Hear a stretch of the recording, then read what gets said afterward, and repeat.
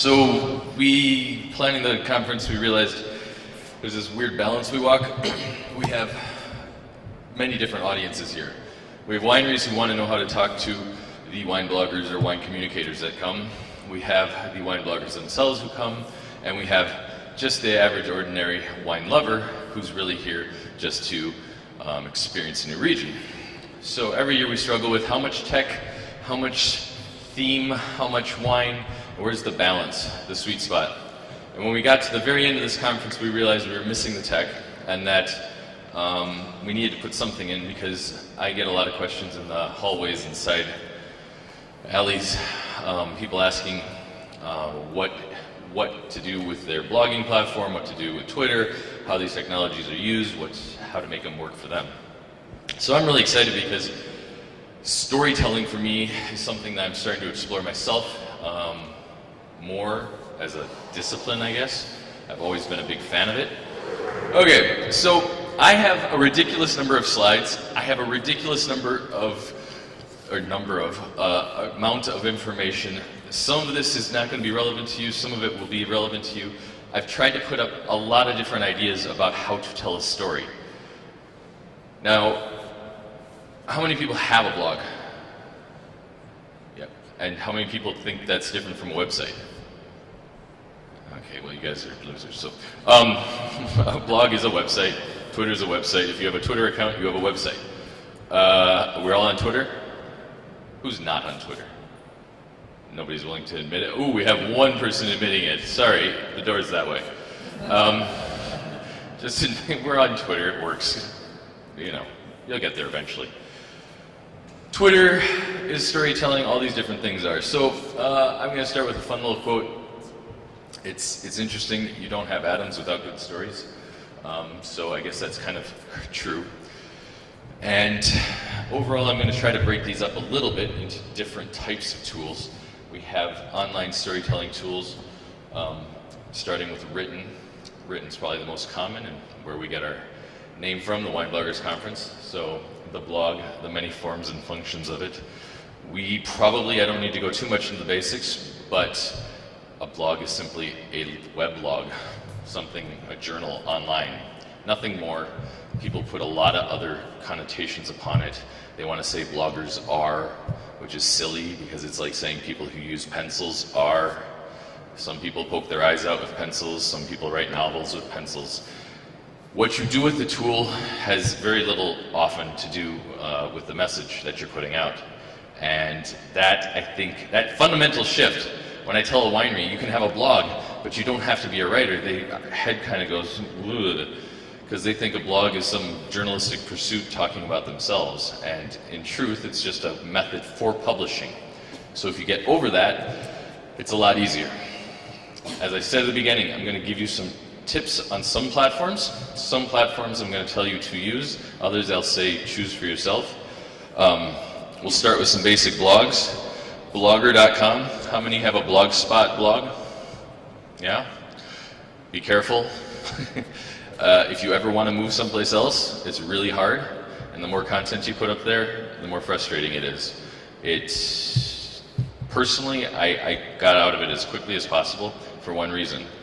The day you decide to move to a new platform, you can't redirect people who come to that old site to your new site. And so you lose traffic, you lose readers, you lose all that. If you like Blogger and you're never going to leave, go ahead and stay there. But until they improve some of the basic functionality, I never recommend it. I do recommend WordPress.com and .org. Do we know what WordPress.com versus .org is? Do we know what WordPress is? Yes, yes. WordPress.com, how many people use that?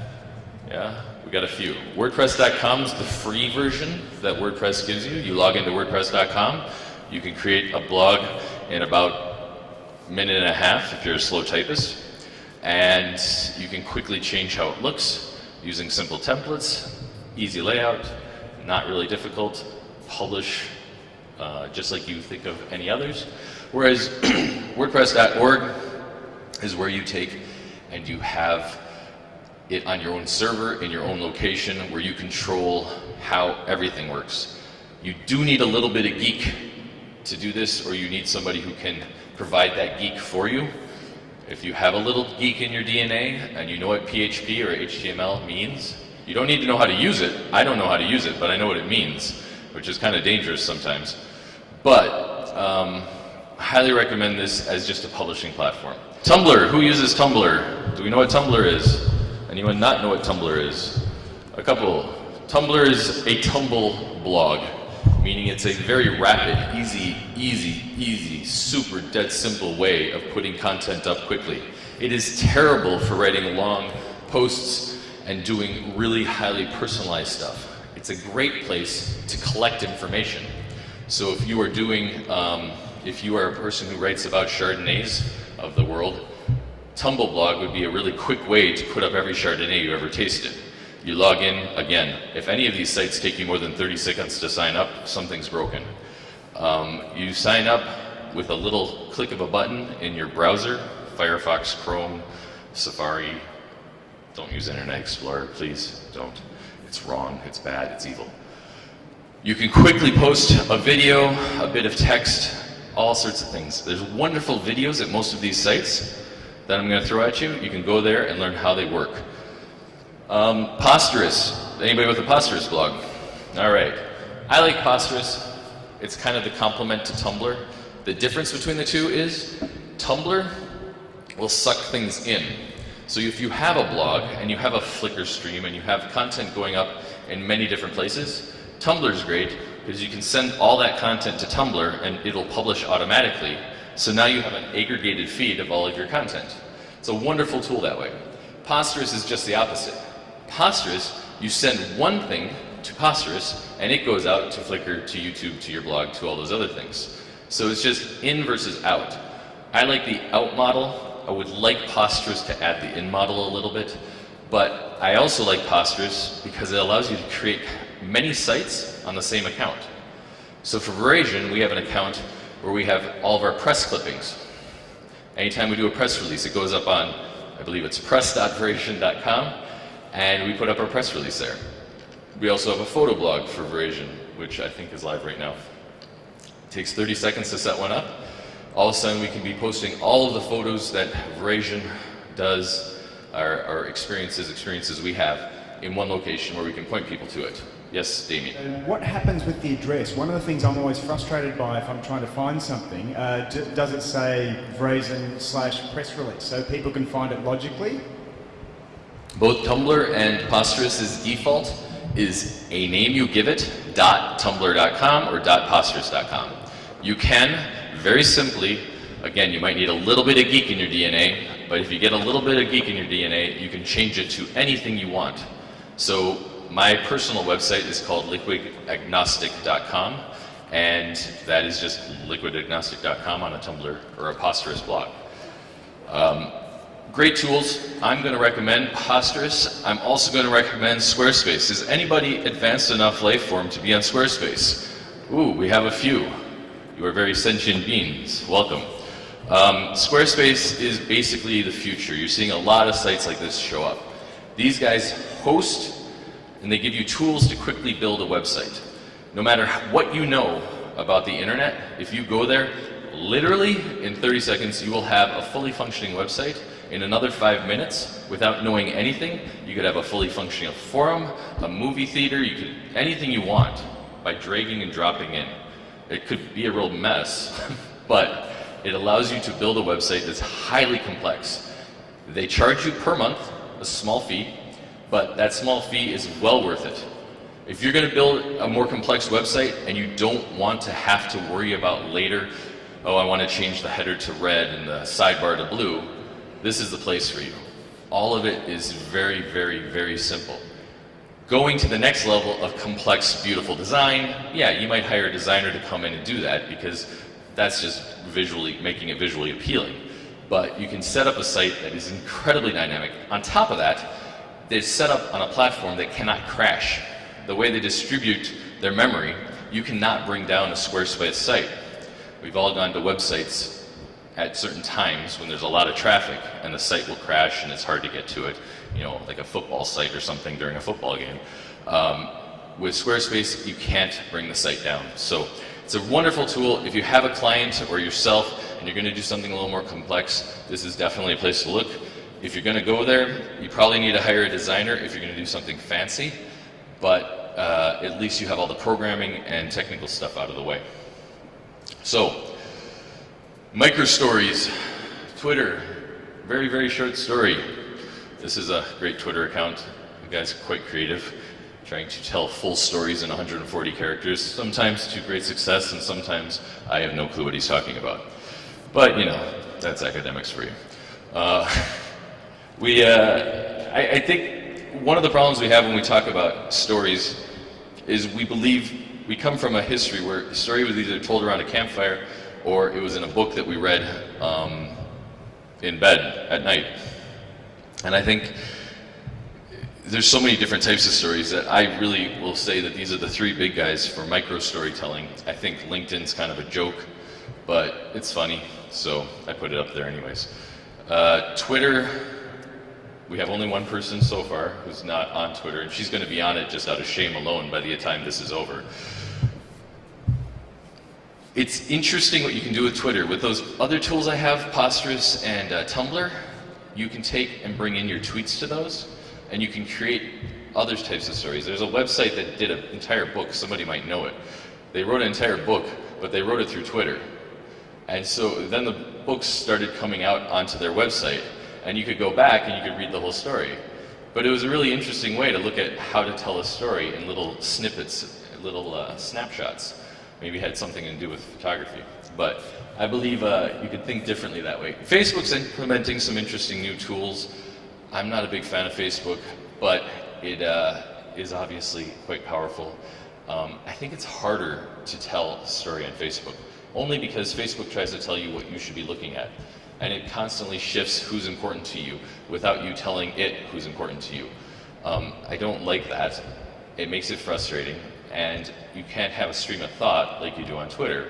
On Twitter, I can put up whatever I want, and if you follow me, you can choose to listen if you want, and you won't be, no content will be hidden.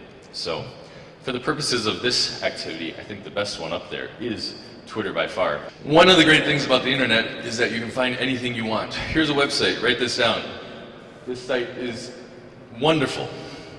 It's called alternative2.net. When you hear me say that Posterous is good, and you say, I don't believe anything that man says, you type Posterous into Alternative 2, and it will give you reviews of everything that's similar to it online. So you can go find something new and be different than me. I use this all the time, especially when you're looking to solve a problem, i.e., I don't want to pay for Microsoft Word, and I don't want to pirate it. So I go there, I type in Microsoft Word, and it'll give me all the options that are available, both free and paid. And then you can rate your favorite ones, and you can find other ones. This tool saves me so much work, because I have clients come up to me all the time and say, oh, we have this crazy program on our computer that saves us every day millions and millions of man-hours. And I'm like, really? But it costs them tons of money, and I send them here, and they're like, ooh, there's a free version of this. And it works just as well. So it's a great tool. You can find out a lot. And this is kind of what it looks like. When you put in something, I think I put in, I don't know what I put in, Facebook or something.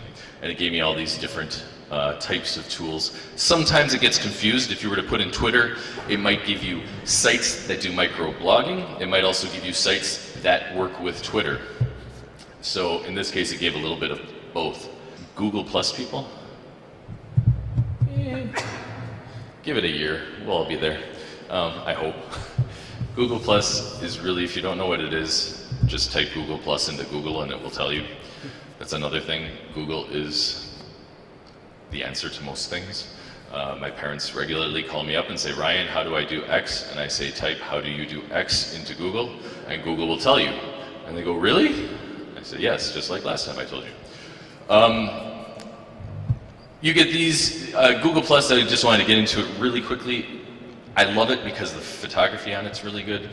The micro storytelling on it is actually macro. You can give long posts, you can share large amounts of content, and the way you comment on somebody else's story is more natural than in blogs and more natural than in Twitter, and I believe more dynamic.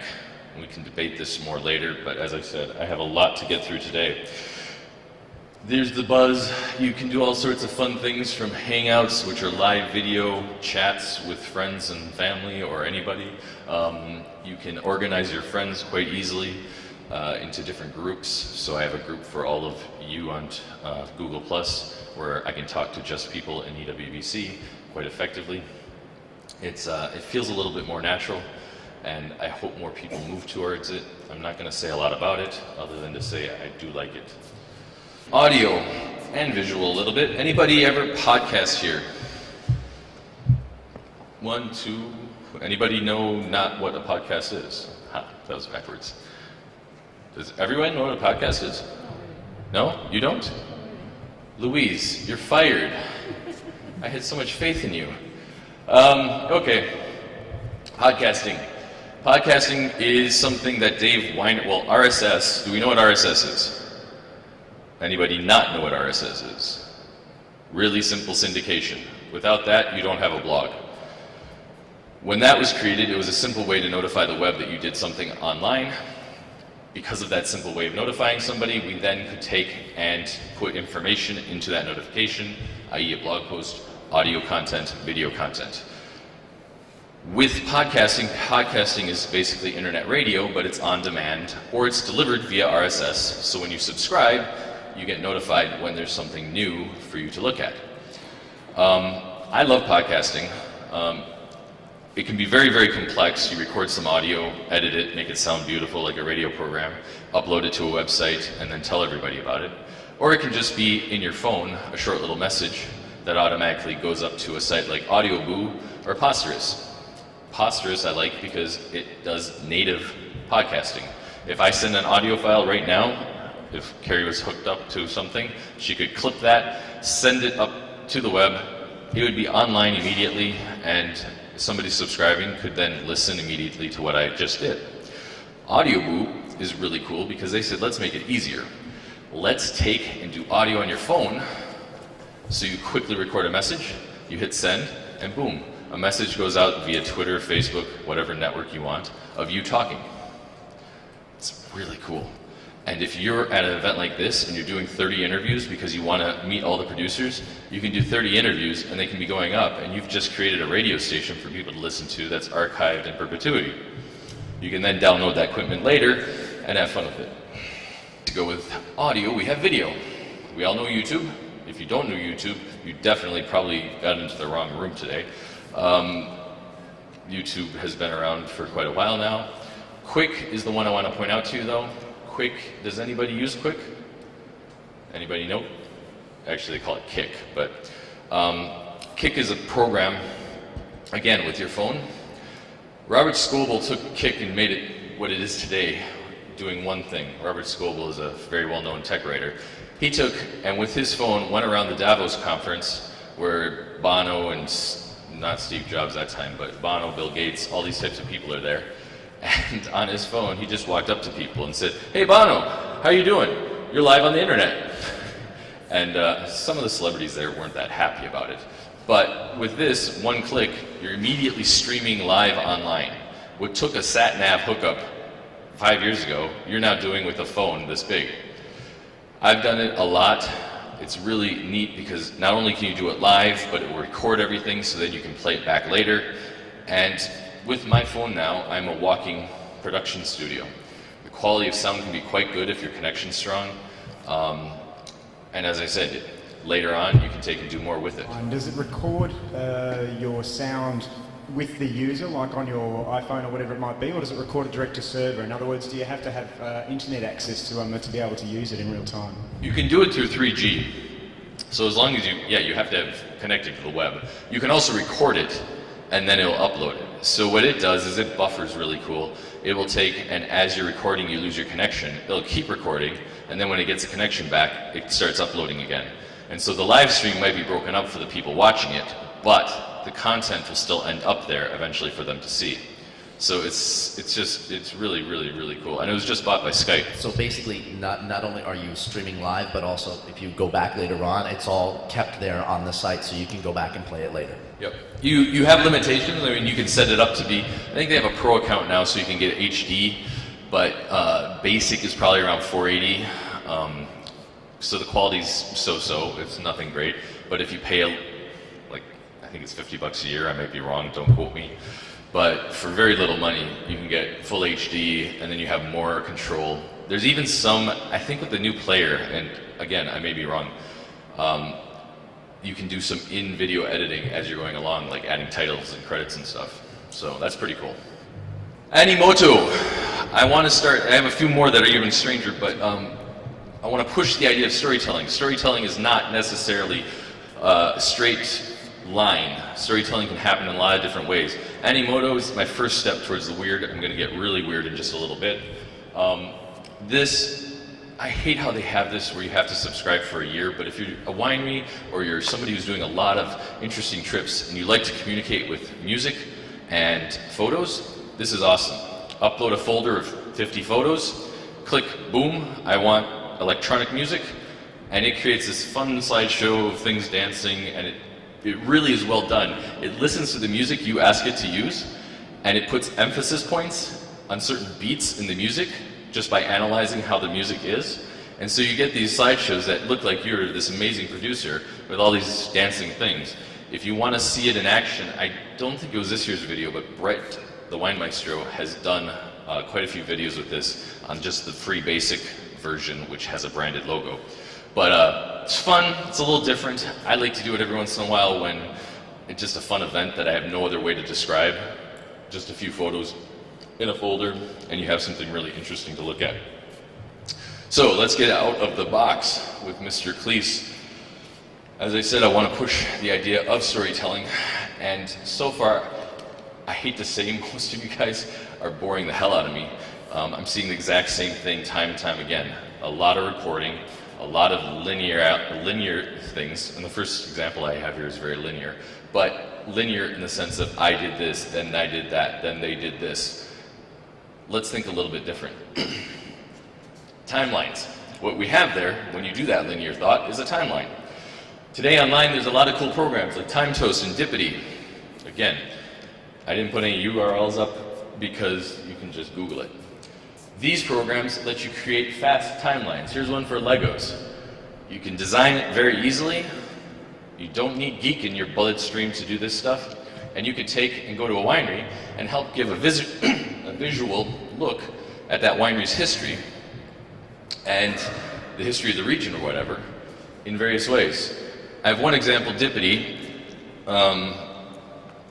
If you can follow along here a little bit, this is the main timeline here with all the different points of Steve Jobs' life.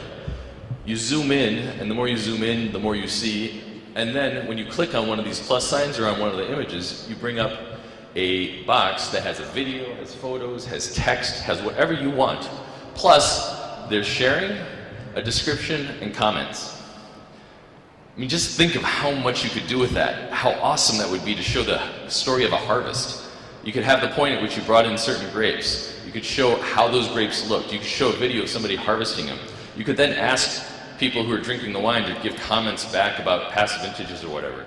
The layers of information are so interesting, and the story, it isn't a story that you're curating, you're letting your reader almost discover the story themselves. Amazing tool, absolutely free. I'm sure there's a paid version. It's always worth paying for something if it's that good. But definitely check it out. I would, if anybody does anything with Dippity or TimeToast or any of the other ones that you'll find at alternative2.net, which I'm not getting paid for, if you do anything like that, please send me an email at ryan@verizon.com and share it with me, because I'd love to see what you come up with. Bundler, anybody hear of this one? Oh, we got one. Bundler, these guys are great, little startup out of Portugal. They said, sometimes when you want to tell a story, you just need to get groups of information, or there's a lot of information online that's related, maybe not at a high level, but in this case, I mean, let me just show you what I did here. I went a few months ago and put Wine Bloggers Conference. I realized we had all these videos, and just giving links to all those videos is kind of silly, because then you have to click link, or you embed all the videos, and it's kind of annoying. Here, they let me, with a little tool in my browser, click a button and add a video that it came along, and it created this page for me, and if I click on any of those, it plays the video. So now we have a visual representation of the history of the EWBC. This took me 5 minutes. Actually, probably a little longer because it took a while for the pages to load for me to click and put them up there. But I just did that in 5 minutes, and I told the history of the EWBC for the first 2 or 3 years. Delicious. Some of you probably used Delicious in the past. Anybody still use Delicious? It's not used as much because Yahoo had it for a long time and kind of made nothing happen with it. It was recently bought by the guys who made YouTube. Those guys are smart, if you haven't noticed, and they did some really cool things. I'm really excited to go back to Delicious. Delicious is a bookmarking service. One click, add a bookmark. Don't put bookmarks in your browser. You can't get to them anywhere else. If you bookmark with Delicious, on anybody's computer, you can log into Delicious and get all your bookmarks. But what they did originally when Delicious was founded was they said, hey, bookmarks should be social. We should share what we find. Yahoo created something that was somewhat useful, actually, some people before. Yahoo's curated for a while. At this point, they sold it off. The guys from YouTube bought it, and they created something called Stacks. Very much like Bundler, but you can take your links that you've saved up of all these interesting things over the years and quickly drag them in and create a stack of links about X, Y, or Z. So if you are a wine writer who wants to talk about all the grapes made in Franciacorta, you could create a stack for every grape. You could create a stack of producers in Franciacorta. You could do whatever. It does all that pretty thumbnail stuff. It'll go to the website, find an image, you get to choose which image you want to use, and pretty soon, in a few minutes, you have this beautiful way for people to explore all the wineries in Franciacorta. Great tool, just implemented, still working out some of the bugs, but definitely worth looking at. That's the new Delicious. This is what a page would look like. I picked abstract sculptors. You have related stacks. You have information above this about who created the stack, and then you have a little bit, you can change this text however you want. So I mean, this is like the coolest way to tell a story about a region. You click, save a web page, take a photo from that web page, it makes the thumbnail, you get to add the text here, so you can say, we visited this one first. Very simple way to create a story fast, make it something interesting, visually appealing, and you don't need to know anything complicated. Pinterest. I think it's Pininterest. Similar to Bundler, allows a little bit more complexity, I believe. Bundler, Pinterest, somewhat the same. I'm not really going to go too far into this. Again, you can have video. I showed this one just because I have some text up here, some photography. If I click any of these, it takes me to the website. All three of these are similar. You don't need Bundler, Pinterest, and Delicious, but find one that you like, one that's visually appealing. They all allow for sharing and helping to promote yourself. Flickr galleries. How many people are on Flickr still? Yeah? All right. Flickr's a Yahoo property that we all hope gets sold because Yahoo doesn't know how to run a business. Hopefully Yahoo gets rid of Flickr at some point to somebody who loves photography. Possibly that won't happen. At this point, it's still a good place to share quality photos, though Google Plus is starting to usurp them a bit. What I like about it, and a feature I never see used by anybody that I follow, is their gallery feature. I took, and you're allowed, I think, I don't know, 18, 20 photos in a gallery, but I created a gallery called my bucket list. So I have 18 things up there that I want to do before I die. And every once in a while I'll change it based upon, what I have accomplished. This one says, take a Belgian brewery tour. Pretty low-hanging fruit, but I love good Belgian beer, and so that's what I want to do next. Great, simple way to create a gallery. You can take, and up here, you can take and embed it. So if you make a gallery of the 20 things you liked most about the EWBC, you can take that and you can put it into your website very easily, create a slideshow, everything's pretty, and life is happy. This one's Storyfy. Storyfy is probably the most exciting thing I'm going to tell you about today. So anybody who does anything with Storyfy, you must tell me about it. Send me a note. I will talk about it. I will show people what you did. And if it's good, who knows? Maybe people will look at it.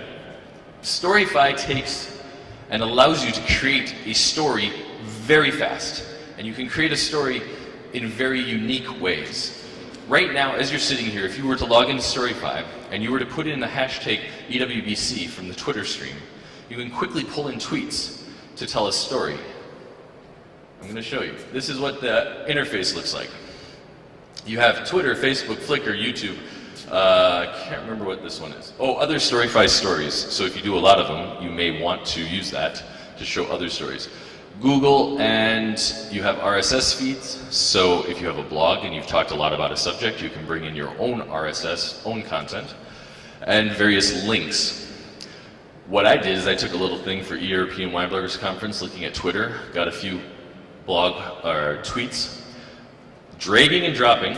You drag them over here, you add some text, you can title the story, you can put in an image, and very quickly you have something that looks like this, that has all the sharing going on, and down that whole thing is everything you just created by simply going around the web and pulling in elements. And it's incredibly great, and it's insanely great for this type of event because we're all going to create so much exciting content. There'll be so many fun things that you didn't think to say and other people didn't think to say. And so I can go to your website, highlight a quote that I really like, and quickly drag it in, plop it in here, and it'll link back to you. I can put a little picture of you there, and you become part of my story. And so if you're really good about it, you can curate this amazing web of information very fast. Then, using Storyfy, you can take and embed that story on your website. That whole timeline, you just take a little piece of code, it'll plop it right into your website, and now you have interactive videos, you have tweets back and forth, it shows you which tweet came first. It's a sexy, sexy tool. And if you really want to tell a story in a new way, please check it out. I haven't had time to play with it. As you can tell, I've been planning a conference. But I look forward to playing with it when I get a couple minutes off in the near future. Multi-purpose tools. When I started doing this, I realized that I could show you some cool ways to tell stories, but none of these are in and of themselves for telling stories. They're tools that will help make your stories richer. You can choose to use them or not to use them. The first one is called Prezi. Anybody use Prezi? Ooh, cool. You like Prezi? Absolutely. Yeah, Prezi is a really fun way to look at PowerPoints. I was tempted to do this presentation on Prezi, but it's just not possible. Didn't have the time. It's a very simple thing. It's not because it's hard to use. But what you end up with, and we'll see if this plays. I'm not going to put the sound on, but this is what a Prezi looks like. If I dropped all my slides into Prezi right now, it would allow me to quickly create this overview. So it's a big template. And then you direct traffic around the image you've just created. And so it looks like you're really talented, even if you're not. You can add videos, you can add text, you can add whatever you want, but it keeps things moving and it makes you show emphasis. So if you want to go back to a slide in the middle of your presentation to quickly bring emphasis to a point, you can shoot people back to that slide very quickly, and then they go back to the beginning. Again, it's free. I'm sure there's a paid version. It's such an awesome tool. If you have a hard or complex concept that you want to describe to some people who you know are going to struggle with it, I think this is a great tool to use. Because sometimes a PowerPoint, da-dun, is a little too academic and doesn't keep people engaged. This could be very visually appealing and really get people to be drawn in and out of the story. It's good for telling a story, it's good for curating a story, and for presenting and showing information to people. Avery. How many people use Photoshop? Yeah? How many people hate the fact that you either need to steal it or pay too much money? Avery will solve that for you. It is becoming really good. When these guys started about 4 years ago, I tried it. A little slow, interesting, but nothing that great.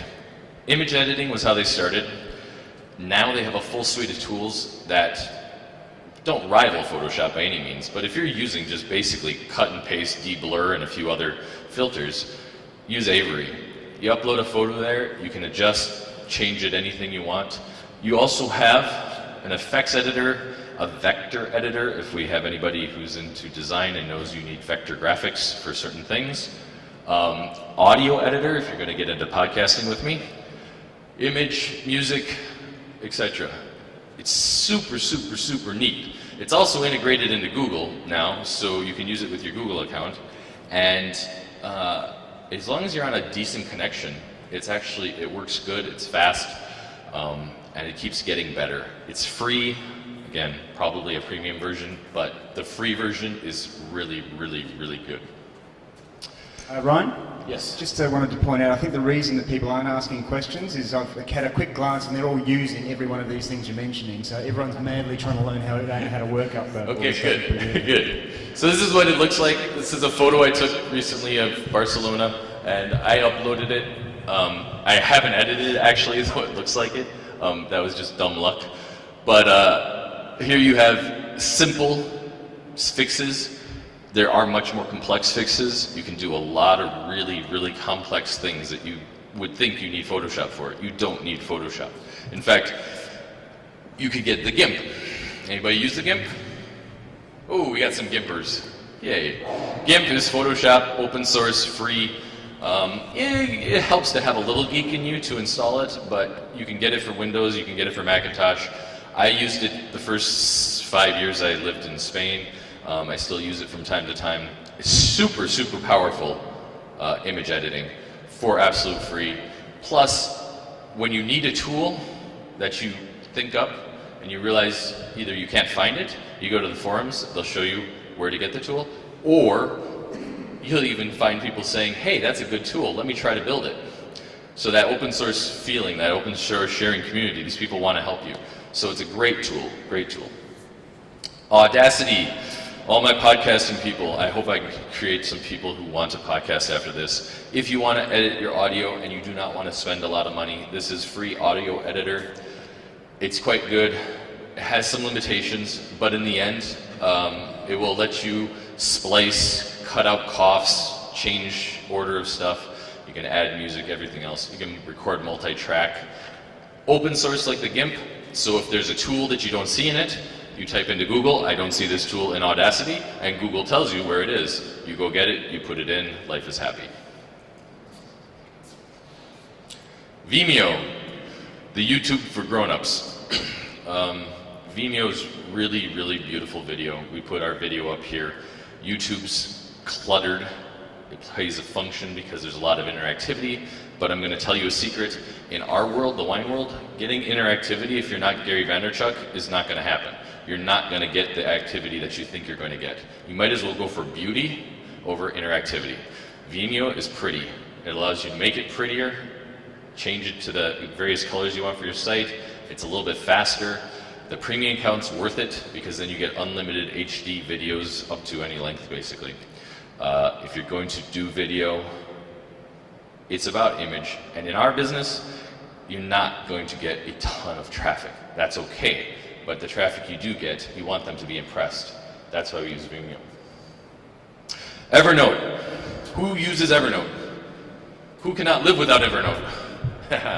And who here is going to go sign up and find out they can't live without Evernote? Evernote has changed my life. This past year, it completely changed my life. This thing, Evernote has an elephant as its symbol, so you never forget. Basically, anything and everything out there you want to remember, you take a photo of it, you take an audio recording of it, you write some text, you bookmark, you copy text, you paste text.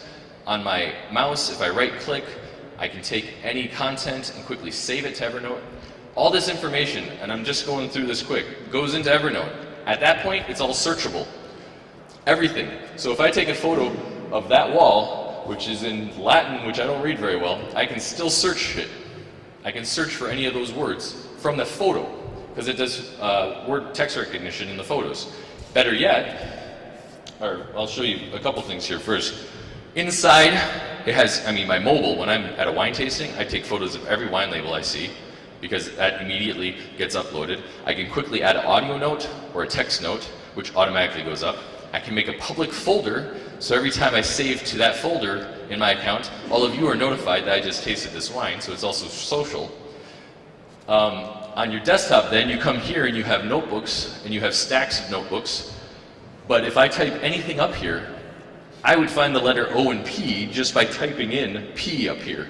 It would show me this note along with all the other notes with P, but if I were to type A, B, C, D and the whole alphabet, I'd probably find this note because it had recognized that as a language. Super exciting because now the hardest part about it is to forget to tag everything, to just put everything you can into it. Because the more you put into it, the more it works. You've created your own Googleverse of curated content that's important to you. So if you think one day you're going to write a story about this winery, you might as well take 10 photos of their labels and everything else and forget about it. And then when you're doing a story 3 years later about Chardonnay from Franciacorta, you type that in, you're going to find all those notes, images, and information.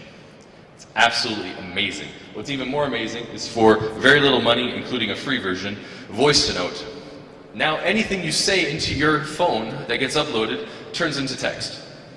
Sometimes it's a little funny, but you get enough context so that all of a sudden you are sitting there tasting with the winemaker, he's talking on, and you say, stop, let me just record this. Da da da da da. Okay, save. Now you have searchable text of everything he said. His accent's a little strong, it may be difficult, but you get the point. The point is, you now have a way to quickly index and record things and search fast for that information. It's really cool if I go back to create a notebook or a stack for an event. So we created one for the EWBC.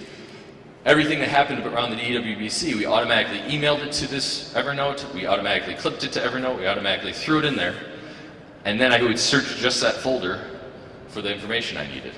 So if any of you were complaining about anything, you're probably up here. Your note about what you needed and how to get that solved. Google Apps. How many people are in Gmail? How many people use Google Apps for your domain? We got a couple.